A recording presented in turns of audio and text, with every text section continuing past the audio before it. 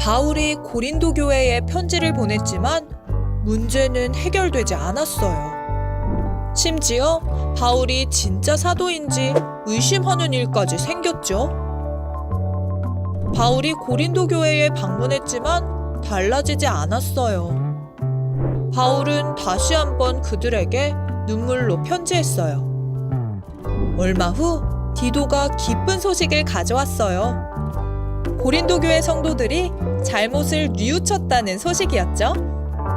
그럼에도 불구하고 고린도 교회에는 아직 남아있는 문제가 있었어요.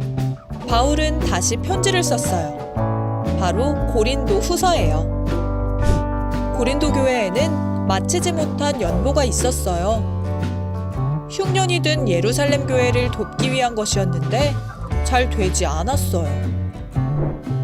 바울은 마게도냐 교회 이야기를 들려줬어요. 형편이 넉넉하지 않았지만 기쁜 마음으로 연보를 모아 예루살렘 교회를 도와주었다고요. 바울은 그들이 하나님께 자신을 드린 것이라고 했어요. 연보는 크기가 중요하지 않아요. 드리는 사람의 마음이 가장 중요해요.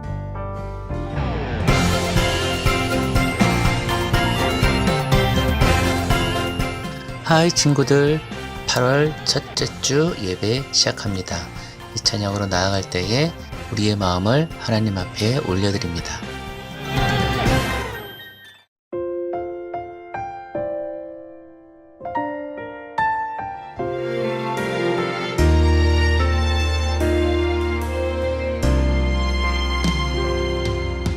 나는 하나님을 예배하는 예배자입니다.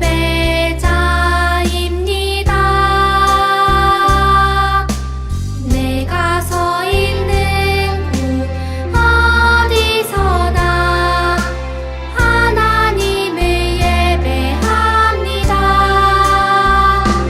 내 영혼 거룩한 은혜를 향하여 내 마음 완전한 하나님 향하여 이곳에서 바로 이 시간 하나님을 예배합니다.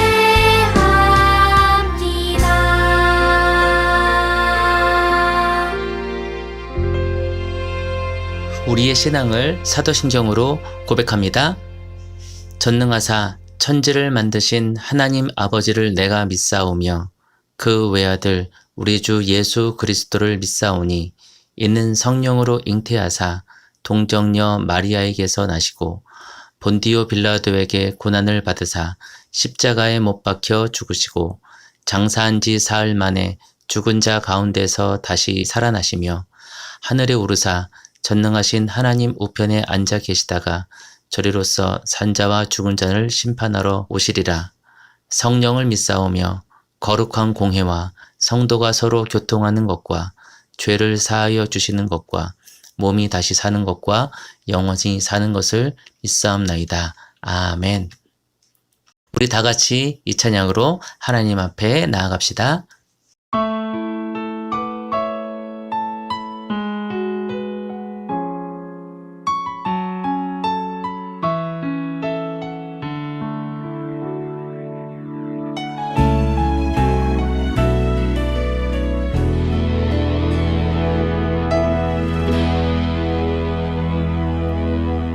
우리들을 위하여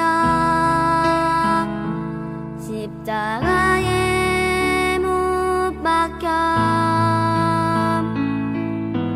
모든 죄를 용서하사 의인 삼아 주신 주 어떤 일이 있어도 나를 버리지 않고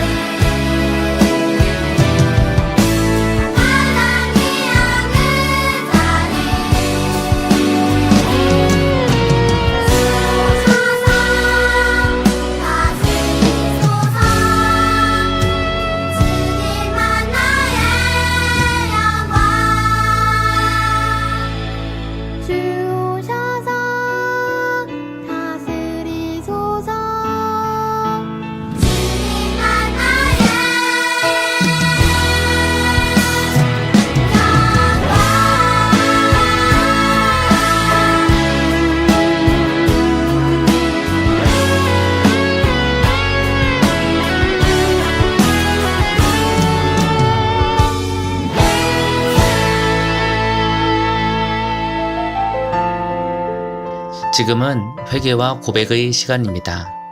지난 한 주간 잘못했던 많은 것들 우리 주님께 고백하며 나아갑시다.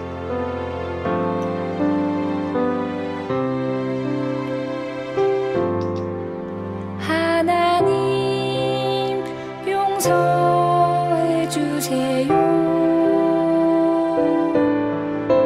나의 행동, 나의 말, 나의 생각 속에 있는 모든 잘못을 용서해 주세요.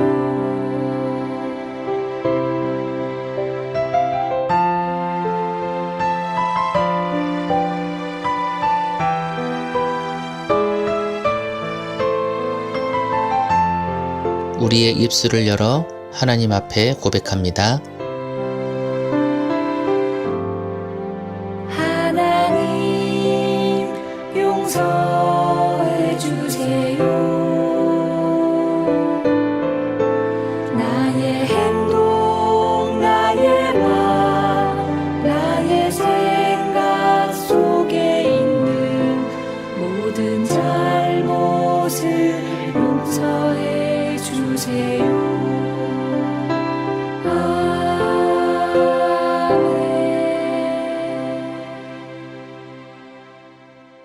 사랑과 은혜가 충만하신 주 하나님 아버지, 이 시간 겸손한 마음으로 주 앞에 나아갑니다. 이 시간 각자의 처소에서 예배드리는 우리 친구들 한 사람 한 사람이 겸손한 마음으로 주 앞에 나아왔사오니 한 주간 지은 많은 잘못들 주님의 보혈의 피로 깨끗하게 씻어 주옵소서. 이 시간 우리가 말씀으로 나아갈 때에 주님께서 나의 삶이 변하는 말씀 듣게 하여 주옵시고, 우리의 눈을 열어 주님 보게 하시고, 우리의 귀를 열어 주의 말씀 듣게 하시며, 나의 마음을 열어 주님의 그 말씀을 가슴판에 깊이 새길 수 있는 시간 되게 하여 주옵소서. 이 시간 축복하심에 감사합니다. 사랑과 은혜가 많으신 예수님의 이름으로 감사히 기도드렸습니다. 아멘. 자, 지금은 알림 시간입니다. 우리가 올 한 해 해야 할 일들, 우리 1, 2, 3번 세 가지 다 같이 고백합니다. 준비 시작. 올 한 해는 복음으로 힘차게 말씀으로 새롭게 되어요. 올 한 해는 아동부 친구들 모두 신약 일독합시다. 내 친구 3명 이상에게 예수님을 전해요. 우리가 올 한 해 해야 되는 일 모두 실천하는 친구들이 되기를 원합니다. 이번 주 성경 읽기는 누가복음 22장부터 요한복음 2장까지입니다. 누가복음 22장부터 요한복음 2장까지입니다. 하루에 한 장씩 성경 읽기 꼭 지키기 바랍니다. 기도와 손 씻기와 마스크로 코로나를 이깁시다. 자, 지금은 성경 암송하는 시간이에요. 우리 다 같이 우리 지난주에 외웠던 성경 우리 다 같이 고백하며 나아갑니다. 준비 시작. 살아계신 하나님의 말씀, 고린도전서 1장 10절 말씀. 형제들아, 내가 우리 주 예수 그리스도의 이름으로 너희를 권하노니 모두가 같은 말을 하고 너희 가운데 분쟁이 없이 같은 마음과 같은 뜻으로 온전히 합하라.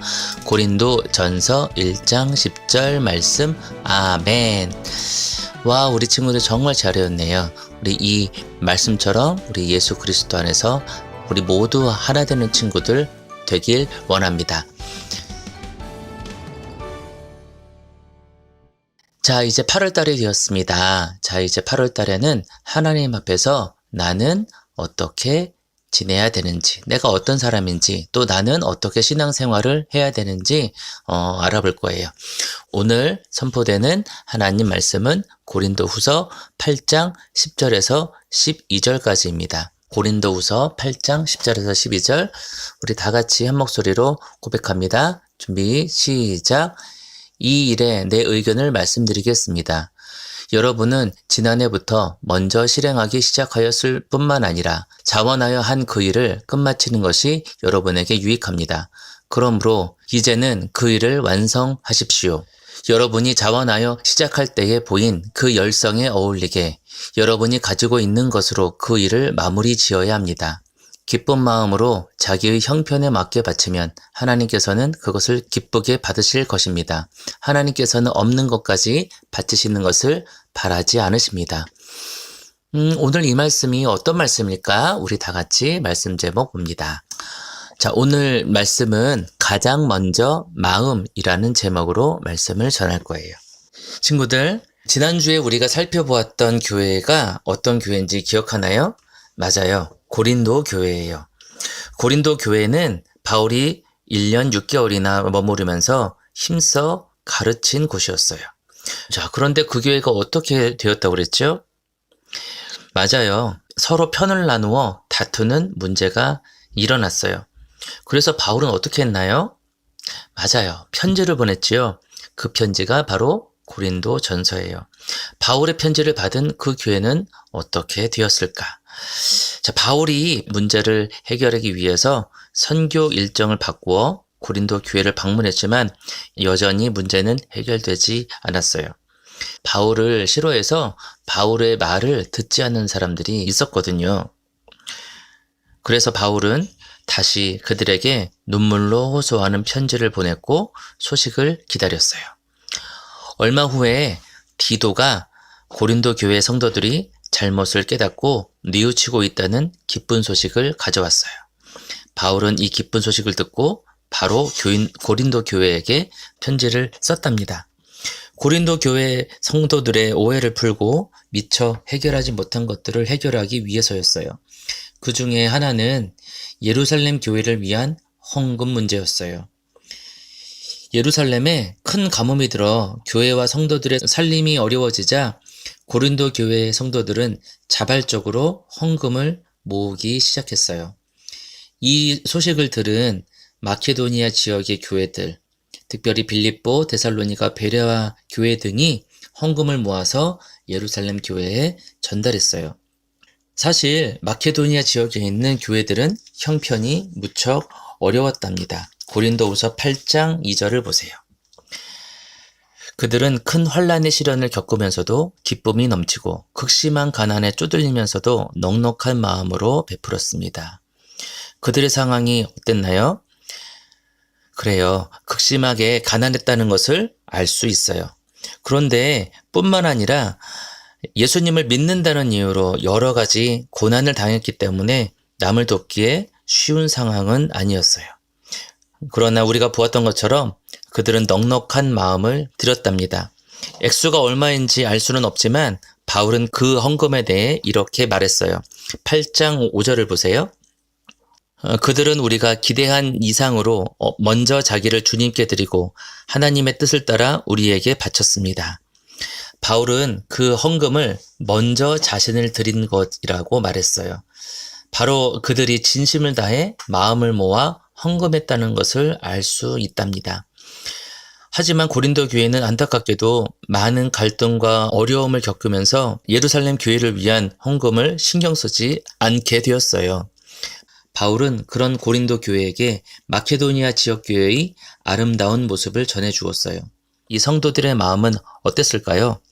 서로 다투며 해야 할 일을 하지 않는 것에 대해 부끄러움을 느끼지는 않았을까요?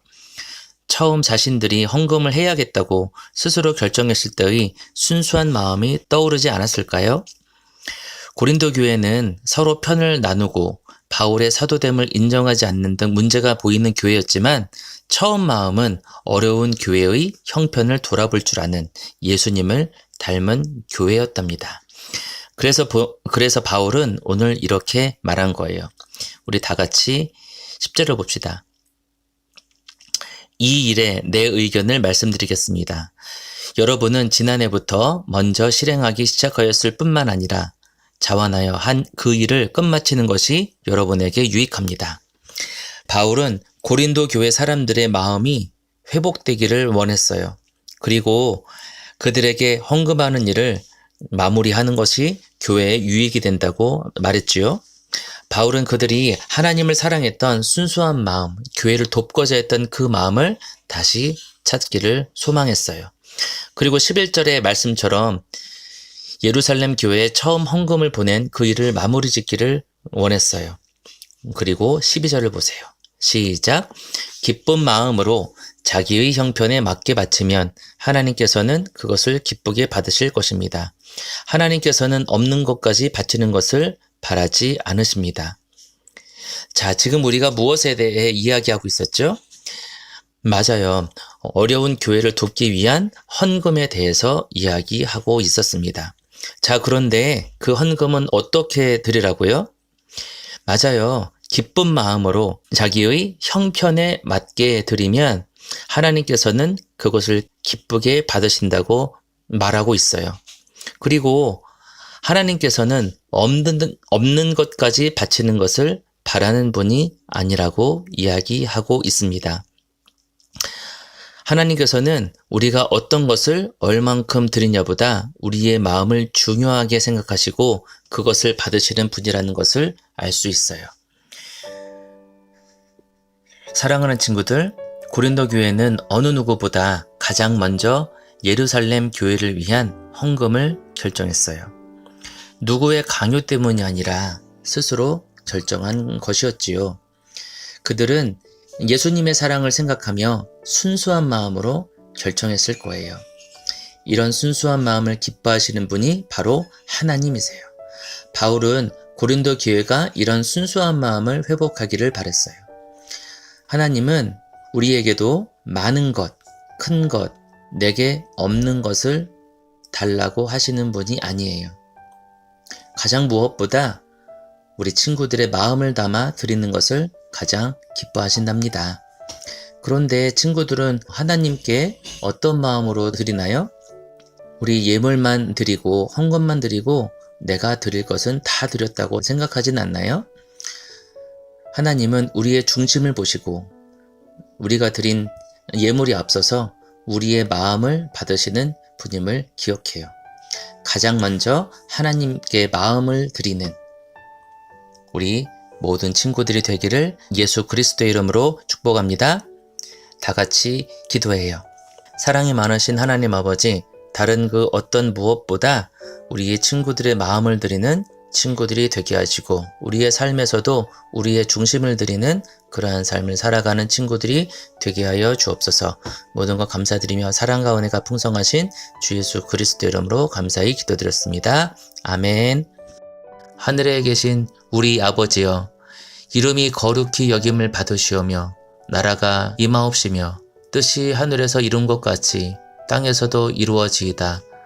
오늘 우리에게 일용할 양식을 주시옵고 우리가 우리에게 죄 지은 자를 사하여 준 것 같이 우리 죄를 사하여 주시옵고 우리를 시험에 들게 하지 마옵시고 다만 악에서 구하옵소서. 나라와 권세와 영광이 아버지께 영원히 있사옵나이다. 아멘.